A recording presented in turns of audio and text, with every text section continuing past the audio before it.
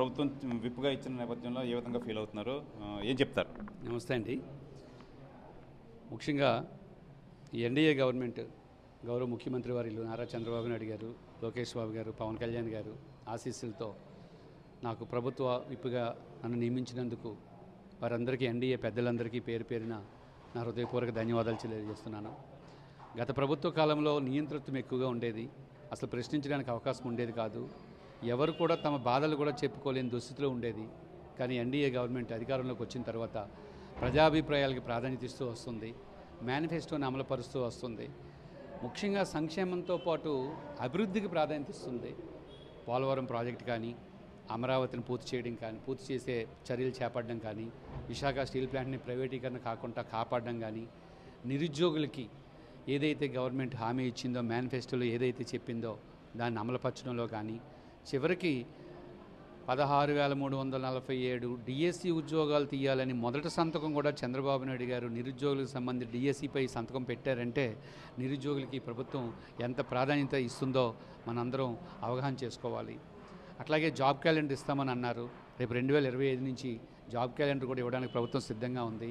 కాబట్టి రాష్ట్రంలో ఉన్న నిరుద్యోగులందరినీ నేను పేరు పేరున కోరేది ఒకటే, మీరు ప్రణాళికాబద్ధంగా చదువుకుంటే రాబోయే రోజుల్లో 1 by 1 అన్ని నోటిఫికేషన్లు వచ్చేస్తాయి. ఇప్పటికే ఉన్న నోటిఫికేషన్లు అన్నీ కూడా రేపు జూన్ కల్లా ఎగ్జామ్స్ పెట్టి కొత్త నోటిఫికేషన్లు ఇవ్వడానికి ప్రభుత్వం సిద్ధంగా ఉంది. మీరు ప్రణాళికాబద్ధంగా చదువుకోమని నిరుద్యోగులందరినీ కోరుతున్నాను.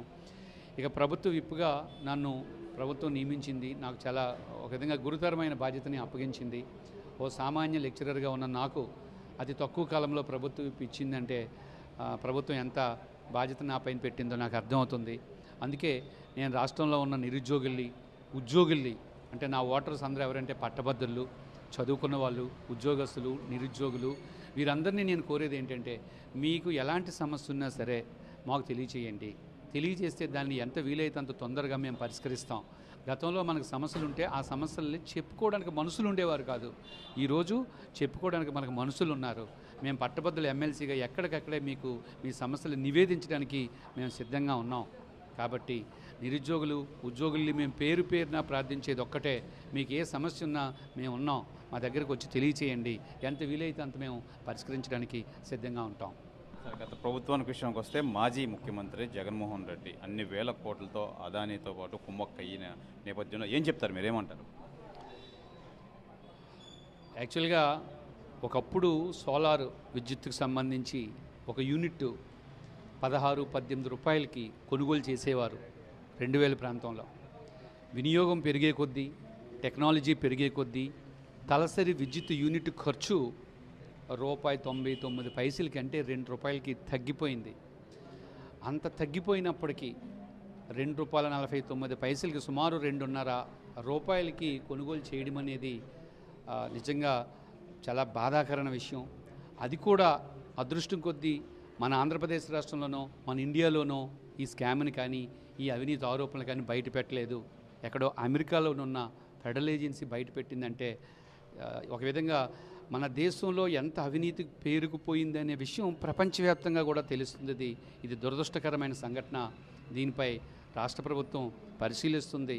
అవసరమైతే ఎంక్వైరీ వేసి ఎవరైతే తప్పు చేశారో, ఎవరైతే ప్రజాధనాన్ని దుర్వినియోగం చేయడానికి పాల్పడ్డారో వారిపై చర్యలు తీసుకోవడానికి ప్రభుత్వం వెనుకంజ వేసేది ఉండదు. ఎందుకంటే అది మీ సొమ్ము నా సొమ్ము కాదు. ప్రజలు కష్టపడి పన్నులు కట్టిన సొమ్మది. ప్రజాధనాన్ని దుర్వినియోగం చేసే హక్కు ఏ పాలకుడికి, ఏ ముఖ్యమంత్రికి కూడా లేదు. కాబట్టి ఈ విషయంలో ప్రభుత్వం సీరియస్గానే దీన్ని ఎగ్జామిన్ చేస్తుంది. ప్రభుత్వ శాఖలో అనేక మంది బీఈడీ కానీ, టీచర్స్ విషయంలో కానీ, కానిస్టేబుల్ విషయంలో, పోలీస్ డిపార్ట్మెంట్లో కానీ అనేక వేకెన్సీస్ ఉన్నాయి. మ్యాన్ పవర్ లేక అనేక ఇబ్బందులు పడుతున్నారు. ఏం చెప్తారు మీరు మీ ప్రభుత్వంలో? సో గత ప్రభుత్వం 5 సంవత్సరాల్లో నోటిఫికేషన్లు ఏమీ ఇవ్వలేదు. ఇది అందరికీ తెలుసు. నోటిఫికేషన్లు ఇవ్వకపోవడం వల్లే నిరుద్యోగులు కోపంతో, కసితో ఆ వైసీపీ ప్రభుత్వాన్ని ఓడించి ఎన్డీఏ గవర్నమెంట్ని తెచ్చుకున్నారు.